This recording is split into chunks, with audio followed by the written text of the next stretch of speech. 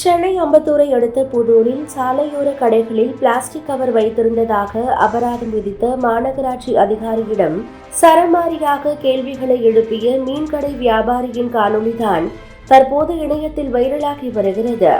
இந்த வீடியோவில் பெரிய கடைகளில் பணத்தை வாங்கிக் கொண்டு சிறிய கடைகளுக்கு அபராதம் விதிப்பதா என்றும், இந்த கவர்களை விற்பனை செய்யும் பெரிய கடைகளுக்கு அபராதம் விதிக்க வேண்டியது தானே என்றும், கவரை எடுத்து உள்ளவை ரைடு வராங்க என்று உங்க ஆளுங்களே சொல்லிட்டு போறாங்க என்றும் அந்த மீன்கடை வியாபாரி சரமாரியாக அதிகாரியிடம் கேள்வி எழுப்பியுள்ளார்.